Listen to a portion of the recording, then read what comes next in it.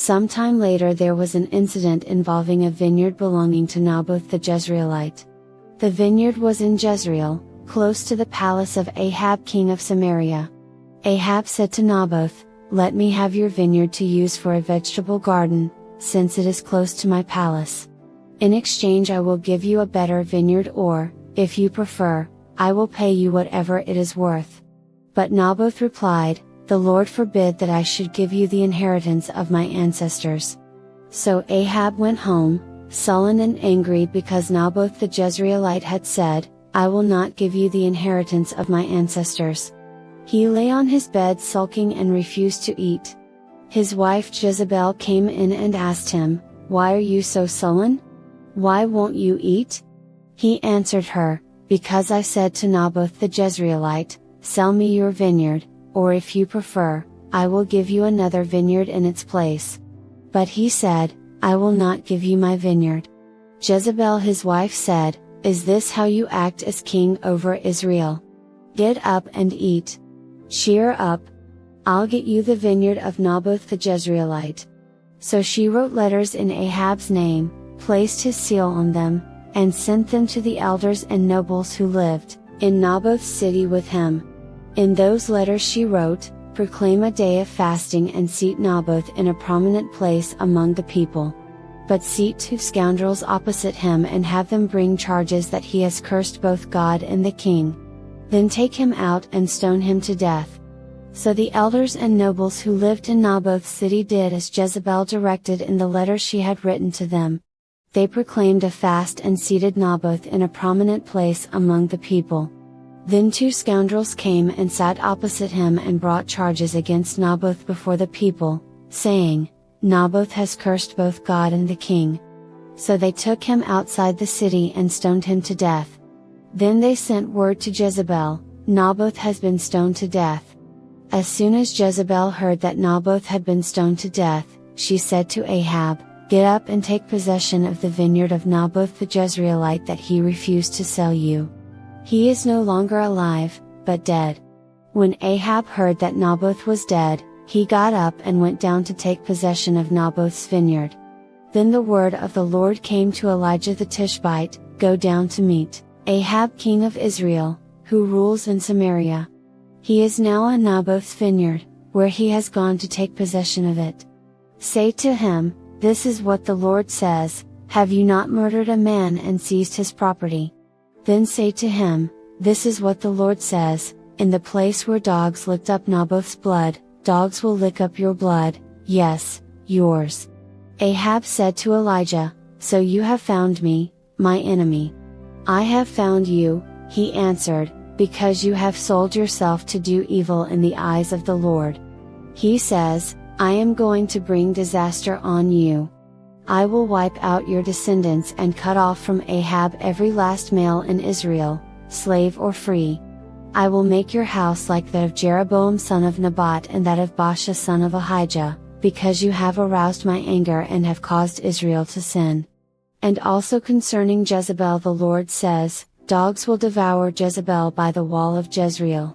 Dogs will eat those belonging to Ahab who die in the city, and the birds will feed on those who die in the country." There was never anyone like Ahab, who sold himself to do evil in the eyes of the Lord, urged on by Jezebel his wife. He behaved in the vilest manner by going after idols, like the Amorites the Lord drove out before Israel. When Ahab heard these words, he tore his clothes, put on sackcloth and fasted. He lay in sackcloth and went around meekly. Then the word of the Lord came to Elijah the Tishbite, "Have you noticed how Ahab has humbled himself before me? Because he has humbled himself, I will not bring this disaster in his day, but I will bring it on his house in the days of his son." For 3 years there was no war between Aram and Israel. But in the 3rd year Jehoshaphat king of Judah went down to see the king of Israel. The king of Israel had said to his officials, "Don't you know that Ramoth Gilead belongs to us and yet we are doing nothing to retake it from the king of Aram?"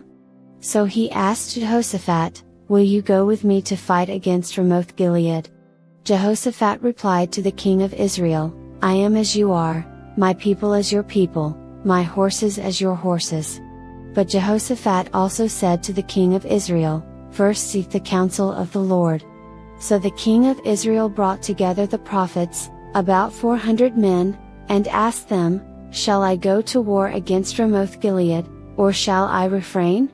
"Go," they answered, "for the Lord will give it into the king's hand." But Jehoshaphat asked, "Is there no longer a prophet of the Lord here whom we can inquire of?"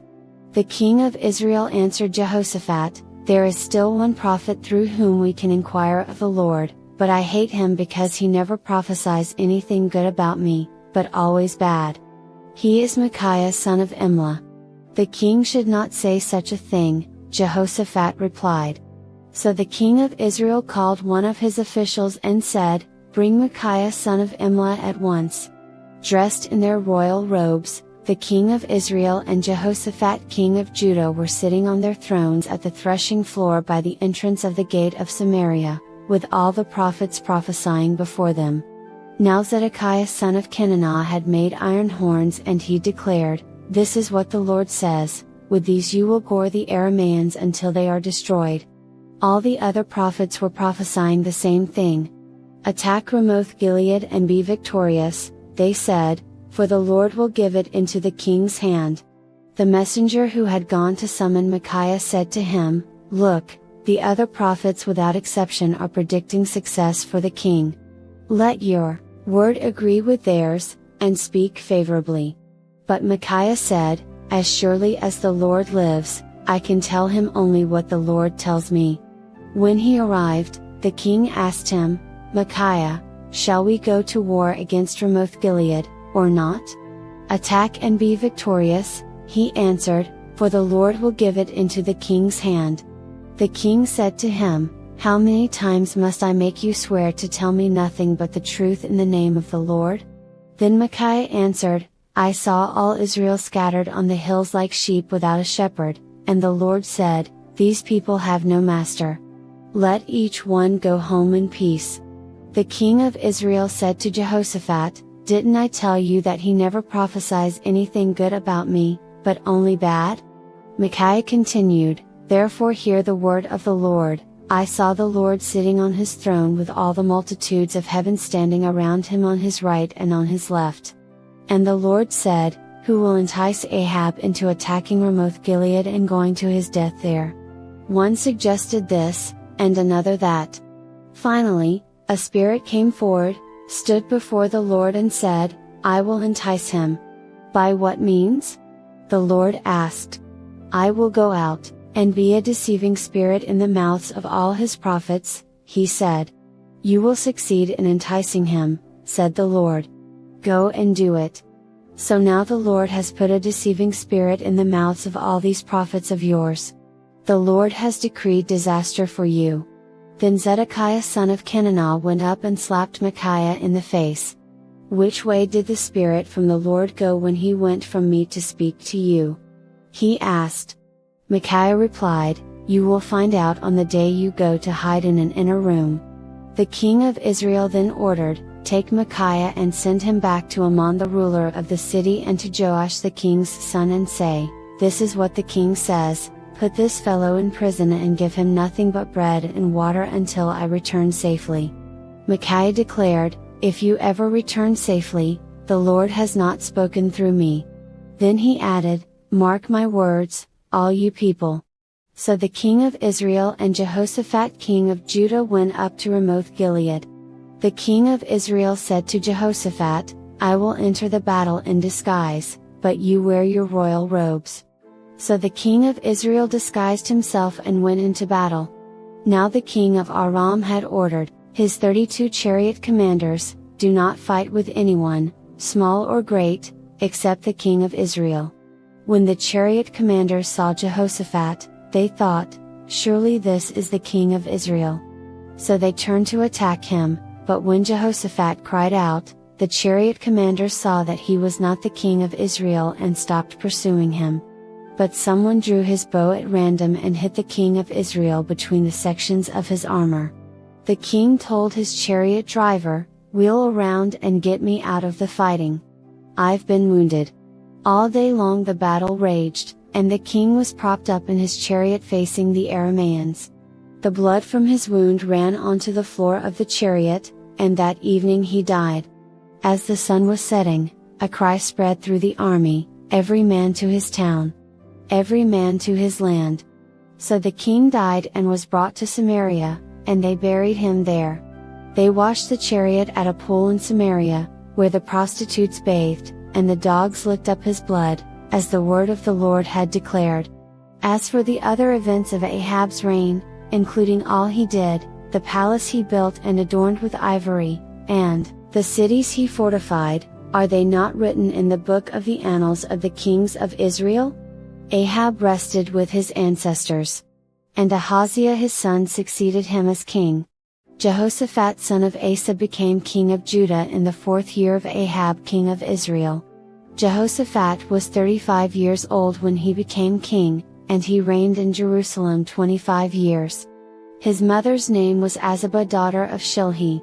In everything he followed the ways of his father Asa and did not stray from them, he did what was right in the eyes of the Lord. The high places, however, were not removed, and the people continued to offer sacrifices and burn incense there. Jehoshaphat was also at peace with the king of Israel. As for the other events of Jehoshaphat's reign, the things he achieved and his military exploits, are they not written in the book of the annals of the kings of Judah? He rid the land of the rest of the male shrine prostitutes who remained there even after the reign of his father Asa. There was then no king in Edom, a provincial governor ruled. Now Jehoshaphat built a fleet of trading ships to go to Ophir for gold, but they never set sail, they were wrecked at Ezion-Geber. At that time Ahaziah son of Ahab said to Jehoshaphat, "Let my men sail with yours," but Jehoshaphat refused. Then Jehoshaphat rested with his ancestors and was buried with them in the city of David his father. And Jehoram his son succeeded him as king. Ahaziah son of Ahab became king of Israel in Samaria in the 17th year of Jehoshaphat king of Judah, and he reigned over Israel 2 years. He did evil in the eyes of the Lord, because he followed the ways of his father and mother and of Jeroboam son of Nebat, who caused Israel to sin. He served and worshipped Baal and aroused the anger of the Lord, the God of Israel, just as his father had done.